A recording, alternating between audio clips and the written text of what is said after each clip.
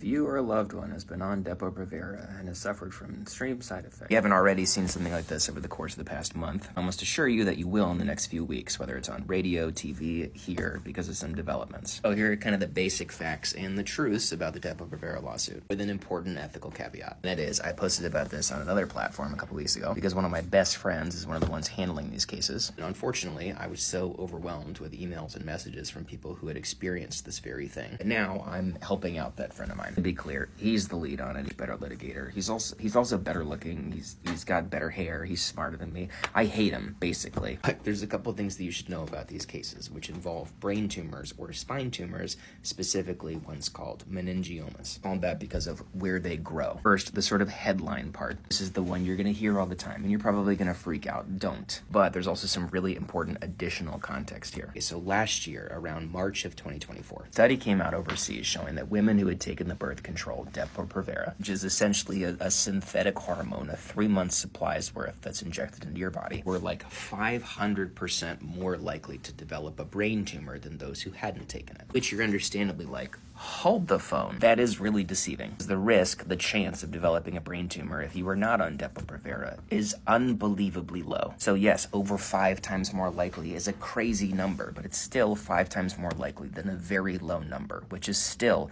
even 5x, a very, very low number. That said, here's why it matters. I can tell you from experience here, because over the last few days, I've had video meetings with women who have gone through this. Those women don't care that it was only 500% more likely than a very small chance, because for them, that chance was them. Yes, a very realistic response is to be like, it's a medication. Of course there are side effects. And to be fair, this was a revolutionary product. I talked about this on here before, but like when I started my career as an attorney, most of what I did was pro bono work representing victims of sexual assault, sexual harassment. In that field, unfortunately, there's a significant group of victims that are part of a vulnerable population. For instance, populations that aren't able to remember to take a pill every single day. So getting an injection every 3 months, which also has, health benefits that many populations were looking for besides just the contraceptive portion, is really appealing. Yes, absolutely. Anytime you put something into your body, there's a risk. There's always an argument to be made to say, wait, we want companies to be innovative. We want them to, come out with these products that can change people's lives.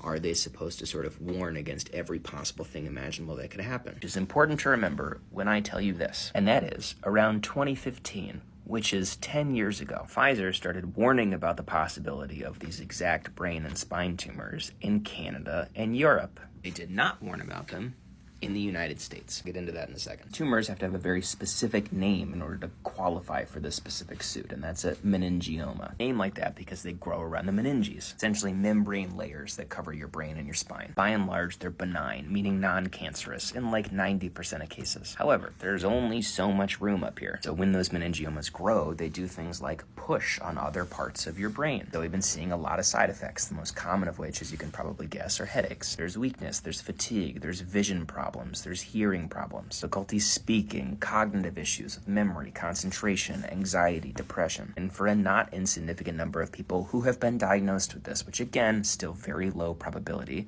seizures, epilepsy. Sometimes, if it's in the spine, you might get things like difficulty walking or falling down. Yes, they are very rare. That does not discount the impact that it has made on a whole lot of people still. Pfizer, which is one of the largest companies in the world, and which, by the way, has been making Depo Provera since 1992 under FDA approval, has made a whole lot of money off this. And claim what all pharmaceutical companies do in instances like this, and that's something called preemption. Say they told the FDA that they wanted to warn about this thing, and the FDA, so Pfizer claims, said, no, don't do that. Very frequently the argument that is made in these cases to say, hey, we tried, very often fails for obvious reasons. First being, you're probably going to need some sort of evidence that says the FDA literally sent you a letter or whatever it is saying, do not warn people about this. You're good. That is typically unlikely. Not to say it doesn't happen, because it does. The other element of this is it's a little bit of a double-edged sword to even bring up the preemption argument. Bringing it up also acknowledges the fact that you are aware of the risk, which is why it was warned about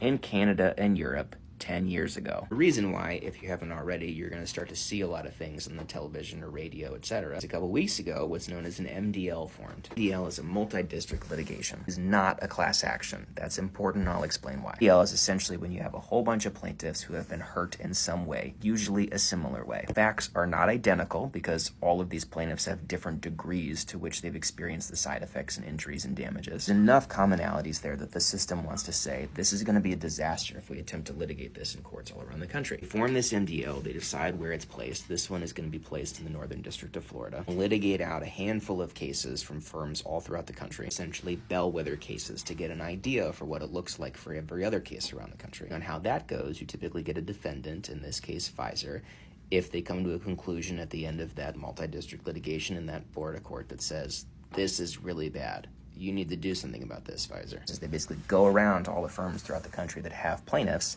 and they decide based on tiers of how bad an injury or damage was the settlement offer is going to be, versus a class action where everyone is injured in quite the same way and typically gets the same amount of damages. DL is different because it actually looks into individual circumstances for each. Is it a guarantee that we succeed on these, all the firms succeed on these? No, of course not. But a lot of people are saying that the science from a legal perspective seems pretty strong. It's a legal perspective because that's different from the medical one. Cases like these, in courts like these, you don't have to prove that it's 100% the reason, cause, and effect why these meningiomas appeared. It's all about likelihood. Because, to be fair, proving exact causation, especially for things that some people had removed 10 years ago, is impossible. And if we make that the barrier, a whole lot of people who were legitimately injured because of this wouldn't see any results or consequences from it. That's my spiel on that. If you have questions, I'll be honest, you can put them in a comment, but I am not ethically going to be able to respond to any of them with answers. Probably say a very generic thing like,